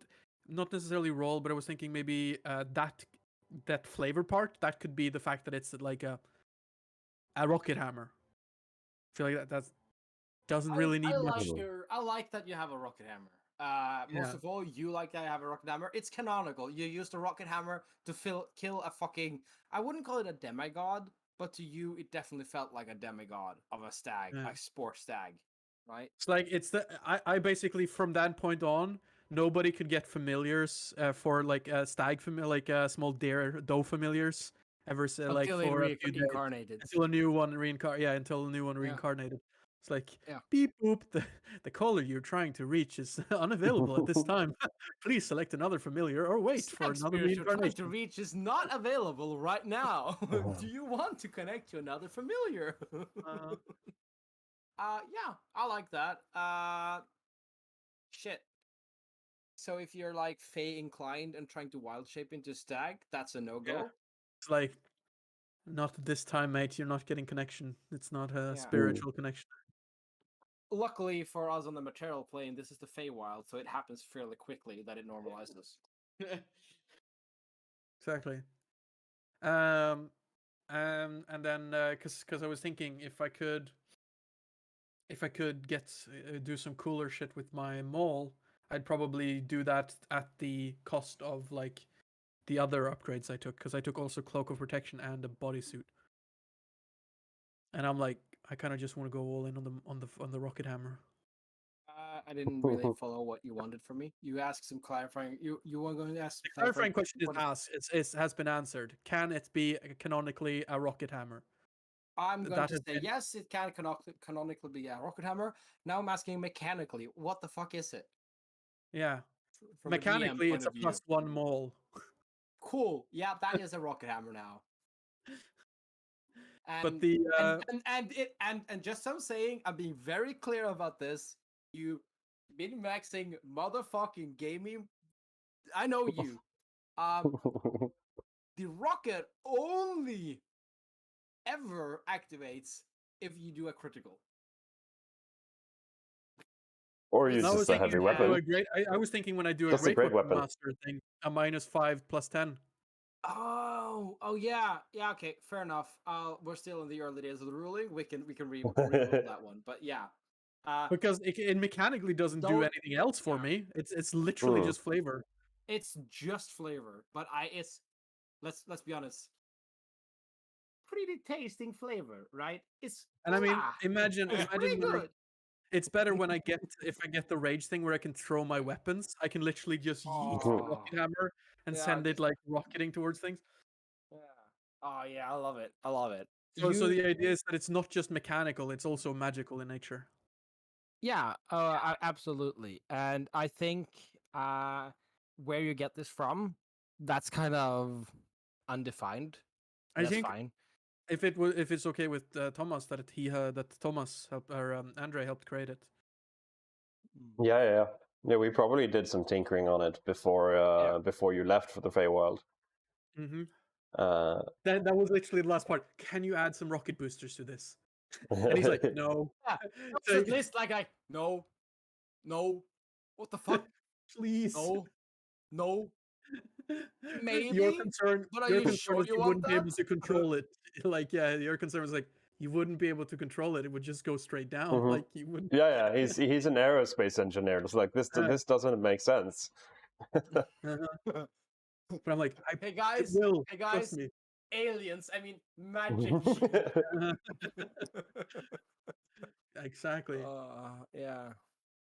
No, because what I was asking about after this, Matthias, was that that's cool, but can we do some other mechanical improvements on it at the cost of other things that I bought? Because I bought like 3 magical things, right? I bought the maul, the cloak of protection, and the bodysuit. But I'd so be willing to just sort of nix one of those for an extra. I'll be shit. honest with you guys. I've been dipping into the rum while we're having this nice little downtime activity. I'm not gonna make any canonical. Sure, you can do that with the man. Yeah. I'm gonna lean back and say that I gave you a budget for money to Yeah. spend, and I give you a price list. Stick to that one. Yeah. No, but that's the thing. I'm just if I can find maybe. I 'Cause it was might 3K, have right? something. Yeah. If it's within the Because- budget, I'm probably not gonna say no. Yeah, no, I have to say I'm probably not, because you never know. But 99%, if it's within budget, yeah, I'm gonna be happy with it. No problem. Because it's most likely going to be taking the effect of one weapon within the budget and just sort of applying it to them all. No, you can have a +1 and do something else, and it's a different magical item. Then you have to look at the price of that magical item. You Mhm. understand? Yes. I don't that's have what I'm rules talking for merging magical items. I don't have them.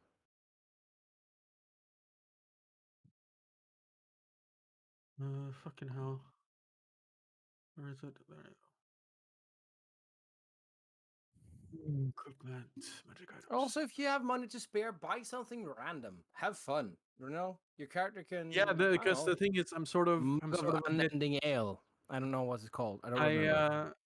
because the armor that I picked and the cloak of protection is just sort of so basic, not fun. You know, So it's how okay, Mats. So Yeah. how about this? How about your mall isn't a +1? Uh-huh. That it's just mechanical and flavor. Okay. And then since it's me that's making it, when I leveled up, I was allowed to replace one of my infusions with a different one. Okay. And there's one Ooh, this is infusion going which I somewhere. don't. Yeah, there's one infusion which I don't use, so I don't mind replacing it, and I can replace it with returning weapon, So it's which just gives it being able to run Magical it. as well. which Because that's a pretty returning big weapon. one. Returning weapon is it has no level requirement, so I can do it as an artificer now.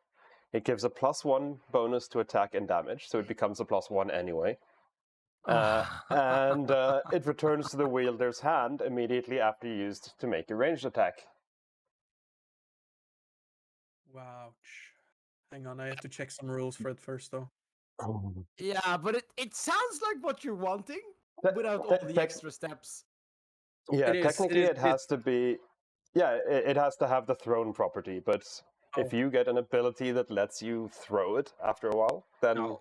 No. Let's go with DM prerogative and say Yeah. that sounds fucking cool. Because if you look at, I think We if have it's guns anyway. They mess up the Mhm. math. So Yeah. why not the thrown great hammer? if you look at number 4, that's the one that essentially does this.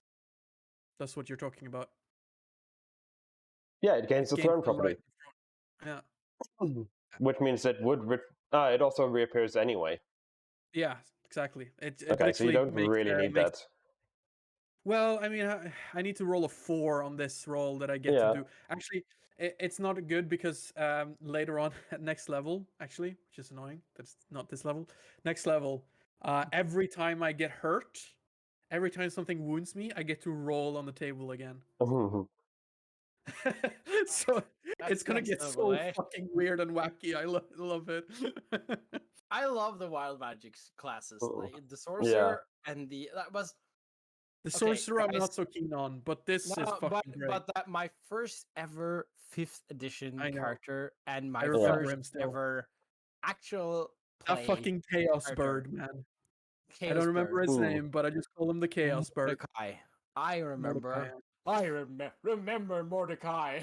I Mordecai remember was a magnificent bastard. not to to tangent too much, but I remember a very good situation where I played with Mats, and you went to a different plane where there was constant wild magic going around. And I was so pissed at you guys for killing some monsters of mine that I decided that they turned into a dragon. And then I think it was you or Jonas were just like, oh, don't forget to roll on the random magical effects, and he turned into a sheep. The big boss turned into a sheep. That's what you get. That was can I retell the story of Mordecai and how he died? And he canonically died. He got reborn afterwards, but he canonically died this way. Yeah. We were climbing up a cliff in the middle of a downpour. I don't know if it was a downpour. In my head, it's a downpour. And in the far distance, a Fomorian, one eye, sickly looking, big motherfucker, picks up boulders and keeps chucking it at us. What are we gonna do? We need to climb that cliff. We're gonna scale it. So we do whatever we can. My character tries to reach forward to the next cliff face, misses.